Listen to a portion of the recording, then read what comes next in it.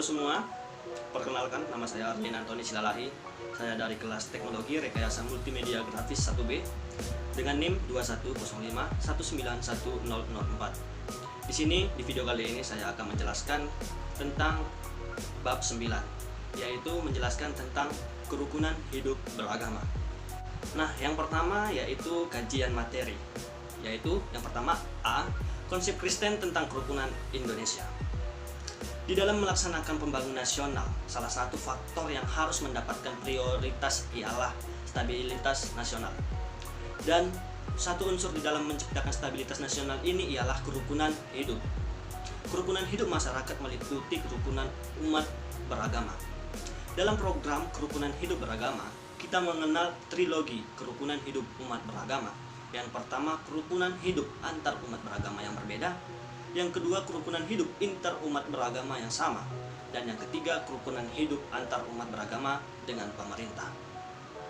Nah, di sini saya akan menjelaskan yang pertama yang tadi, yaitu kerukunan hidup antar umat beragama yang berbeda. Nah, dalam pergaulan hidup antar umat beragama yang berbeda sering terjadi benturan-benturan yang mengganggu kerukunan. Perbedaan ajaran agama dapat menjadi sebab musibah pertentangan antara umat beragama.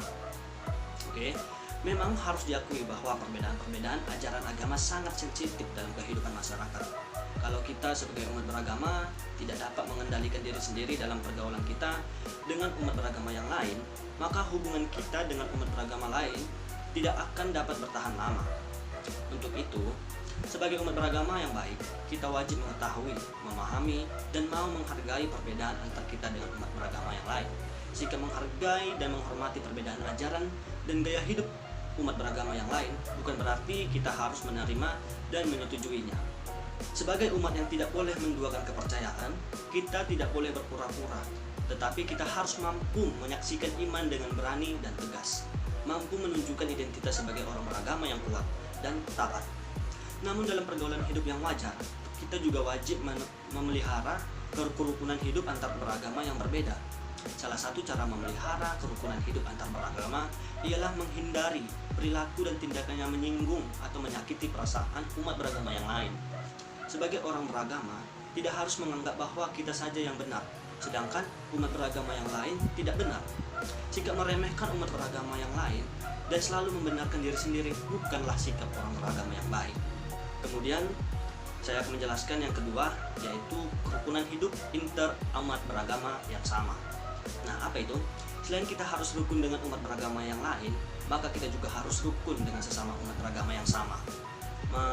Malahan ya, kita lebih dahulu menjaga kerukunan hidup itu antara inter sesama kita, baru kita mampu hidup rukun dengan umat beragama yang lain. Alangkah janggalnya apabila kita rukun dengan umat beragama lain, tetapi dengan umat seagama sendiri tidak siap untuk rukun. Kalau ada orang yang seperti itu, maka pantas orang itu dicurigai. Dengan keluarga orang lain rukun, tetapi dengan keluarga sendiri tidak rukun. Nah, ada apa itu?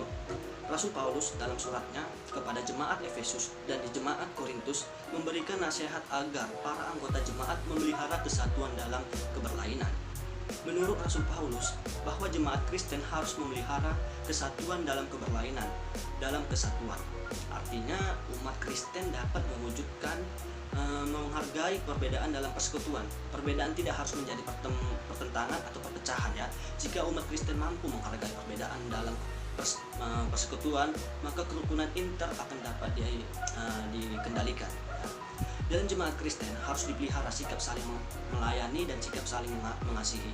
Dengan demikian kerukunan inter umat Kristen dapat terwujud ya.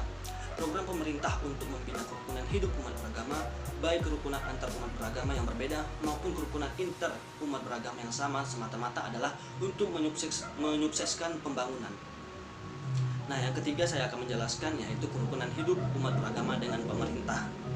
Menurut pandangan Kristen, bahwa pemerintah adalah merupakan suatu lapisan kuasa ya, yang kepadanya kita harus terhubung satu dengan yang lain. Dalam Alkitab dijelaskan ada dua jenis pemerintahan itu. Nah, apa saja itu? Yang pertama ialah pemerintah yang berasal dari Allah atau sebagai wakil Allah. Yang kedua yaitu pemerintah sebagai tempat kediaman roh-roh jahat. Nah, atau pemerintah Babel atau pemerintah kekacauan. Nah, kenapa seperti itu? Tetapi dalam hubungan ini kita memberi perhatian pada jenis pemerintahan sebagai wakil Allah, ya. Memang orang Kristen harus selalu kreatif dan kritis terhadap pemerintah yang sah gitu ya kan. Orang Kristen harus mampu membedakan mana pemerintah yang berfungsi sebagai alat atau wakil Allah dan mana pemerintah yang bukan berasal dari Allah, gitu ya kan. Tiap-tiap orang harus takluk kepada pemerintah yang di atasnya, ya kan. Sebab itu tidak ada pemerintah yang tidak berasal dari Allah dan pemerintah-pemerintah yang ditetapkan oleh Allah. Sebab itu barang siapa yang melawan perintah, ia melawan ketetapan Allah. Dan siapa yang melakukannya akan mendatangkan hukuman bagi dirinya. Roma 13 ayat 1 sampai 2. Di satu pihak, orang Kristen tidak harus mendewakan pemerintah, ya. Sehingga apa saja yang dilakukan pemerintah dianggap benar dan harus diyakini. Tetapi di pihak lain orang Kristen juga tidak senantiasa a priori dengan kebijakan pemerintahan. Hidup rukun antar umat beragama Kristen dengan pemerintahan, tetapi umat Kristen juga wajar memberikan sumbangan pemikiran yang positif terhadap kebijakan-kebijakan pemerintah itu. Terjadinya ketidakrukunan antar umat beragama dengan pemerintah ialah akibat tidak adanya sikap yang wajar dan positif dari kedua pihak. Sering terjadi umat beragama prasangka terhadap kebijakan yang dilakukan oleh pemerintah tanpa lebih dahulu memahami latar belakang terjadinya kebijakan-kebijakan, akibat umat beragama menganggap pemerintah telah berbuat sesuatu yang tidak sesuai dengan ajaran agamanya. Misalnya tentang lokalisasi WTS, judi, dan lain-lain. Memang dari segi ajaran agama kita harus menolak praktek WTS dan judi. Tetapi kita juga harus memahami mengapa pemerintah menglokalisir WTS tersebut. Tujuan pemerintah menglokalisir WTS ialah agar bahaya itu tidak semakin menyebar, ya, semakin menyebar dan ke tengah-tengah masyarakat, Sebagai umat beragama dan sebagai warga negara yang baik, kita tidak baik mengadakan tindakan teror untuk mewujudkan bahwa kita tidak setuju dengan kebijakan pemerintah itu. Tetapi adalah lebih baik jika kita berani memberikan sumbangan pemikiran kepada pemerintah tentang bagaimana mencegah dan mengurangi bahwa WTS maupun judi di tengah-tengah masyarakat. Kerukunan hidup umat beragama dengan pemerintah akan tercapai dan terpelihara apabila antar umat beragama dengan pemerintah itu saling mengerti dan menahan diri. Nah, di sini juga saya akan menjelaskan ada beberapa faktor yang mengganggu kerukunan. Ya, apa saja yang faktor-faktornya kan? Hendro Puspita dalam bukunya Sosiologi Agama pada halaman 155 sampai 159 menguraikan beberapa faktor yang mengganggu kerukunan hidup umat beragama. Nah, apa saja itu? Yang pertama yaitu sikap mental negatif. Nah, sikap mental negatif ini nampak dalam bentuk kesombongan religius, prasangka, dan intoleransi.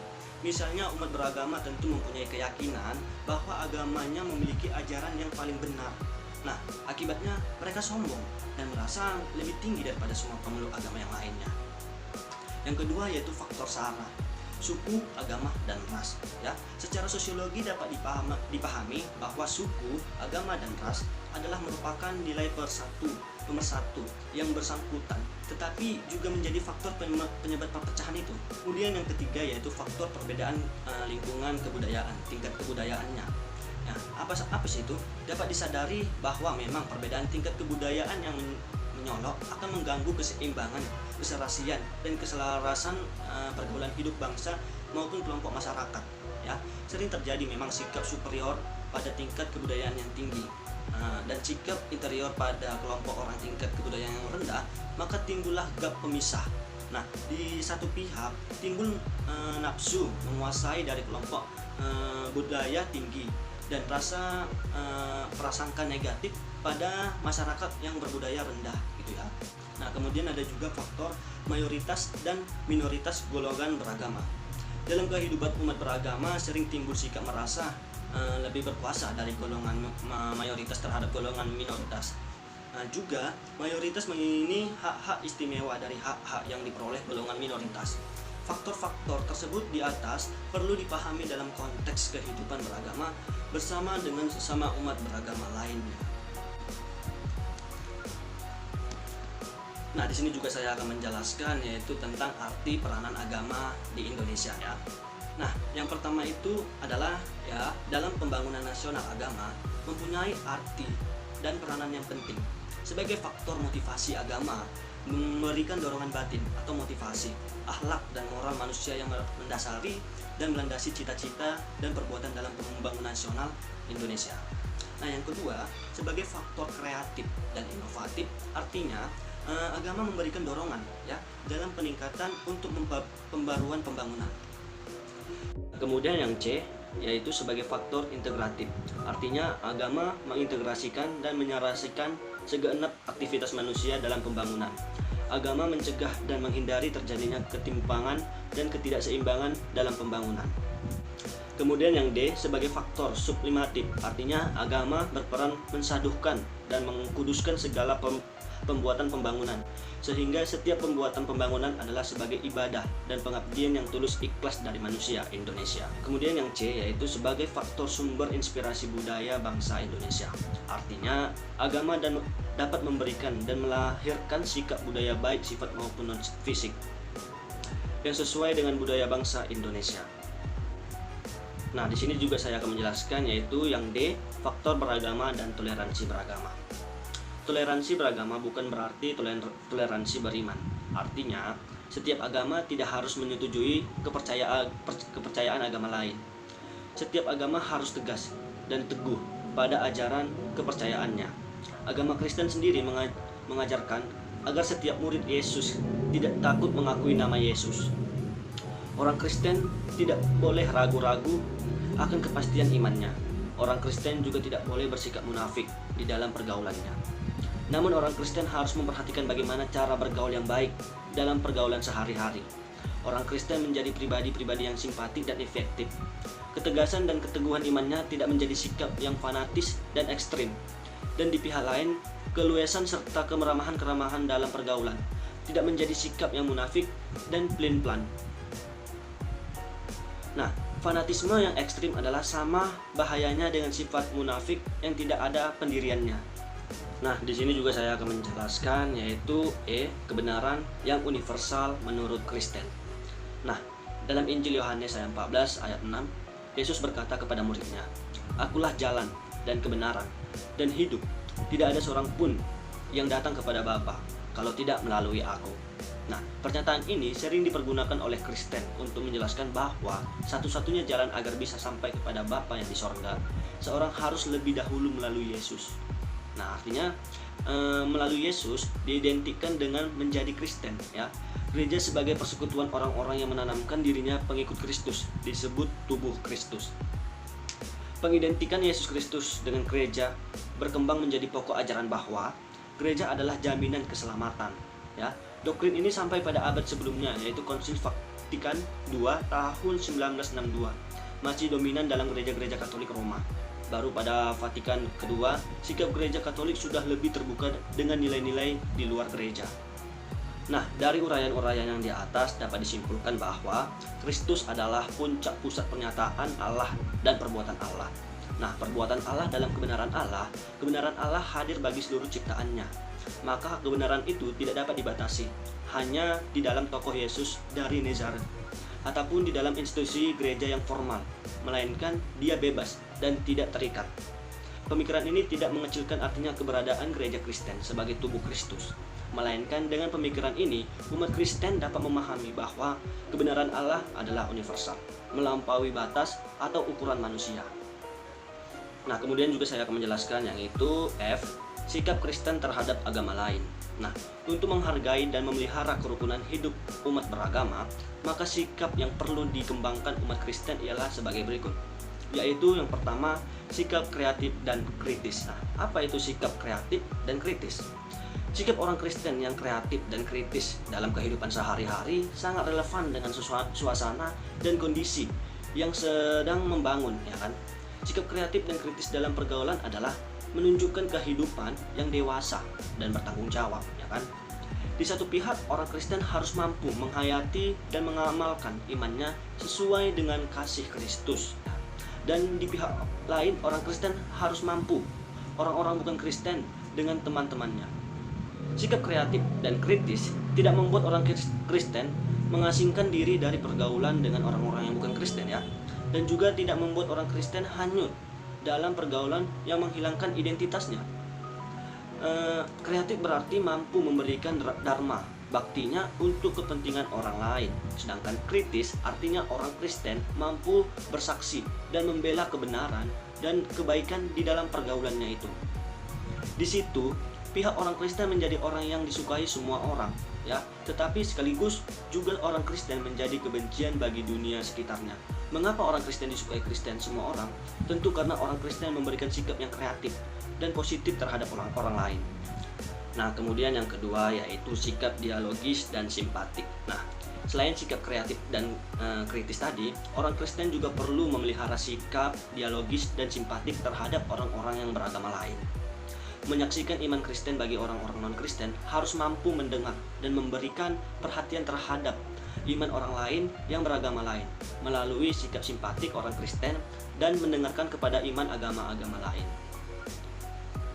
Nah, itulah tadi beberapa penjelasan singkat dari saya mengenai bab 9, yaitu tentang kerukunan hidup beragama. Nah, apabila ada kesalahan ataupun ada kekurangan dalam pengucapan berkata, saya mohon maaf. Saya Rian Antoni Silalahi dari kelas teknologi rekayasa multimedia grafis 1B dengan NIM 2105191004 mengucapkan terima kasih.